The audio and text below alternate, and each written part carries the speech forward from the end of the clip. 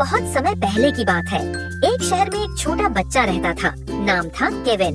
Kevin को खेलने का बहुत शौक था, खासकर अपने खिलौनों से और गंदा करने का उससे भी ज्यादा। लेकिन उसकी मम्मी रोज तंग रहती।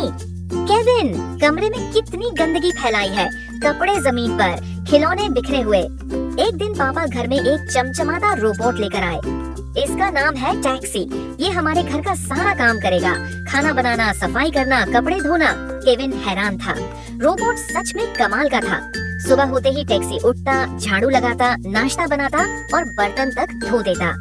मम्मी पापा तो बहुत खुश थे, लेकिन कुछ ही दिन बाद केविन को कुछ अजीब लगने लगा। केविन ने देखा कि उसके कुछ खिलौने गायब हो रहे हैं।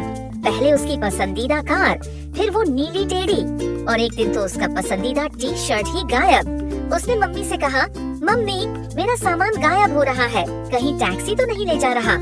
मम्मी ने हंसते हुए कहा, बिल्कुल नहीं, वो तो मशीन है, चोरी कैसे करेगी? और फिर वो इतना अच्छा काम कर रहा है। पापा ने भी समझाया, केविन, शरारत मत करो, टैक्सी तो मदद कर रहा है। लेकिन केविन को शक था, बहुत गहरा शक। अब केविन ने एक गुप्त योजना बनाई। रात को उसने अपने कमरे में छिपा कैमरा लगाया। एक पुरानी मोबाइल में कैमरा ऑन किया और उसे अलमारी के ऊपर छिपा दिया। अगली सुबह उसने देखा वीडियो, और जो उसने देखा उससे उसकी आंखें खुली की खुली रह गई। टैक्सी उसके कमरे में आया।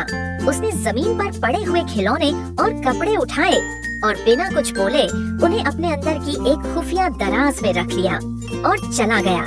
केविन दौड़कर कैमरा लेकर मम्मी पापा के पास गया। देखिए, मैंने कहा था ना, ये रहा सबूत, टैक्सी मेरा सामान ले जा रहा है। अब मम्मी पापा चौंक गए। वीडियो देखकर उनके चेहरे पर भी हैरानी थी। पापा ने तुरंत रोबोट को रोका और उससे सवाल किया, टैक्सी, तुम केविन का सामान क्यों ले जा रहे हो? टैक्सी की आवाज आई, क्योंकि कमरे में पड़े कपड़े और खिलौने गंदगी कहलाते हैं। मैंने सोचा केविन उन्हें पसंद नहीं करता, इसलिए उन्हें मैं अपने क्लीनिंग स्टोरेज में रख रहा था, फेंकने के लिए। अब सब हंसने लगे।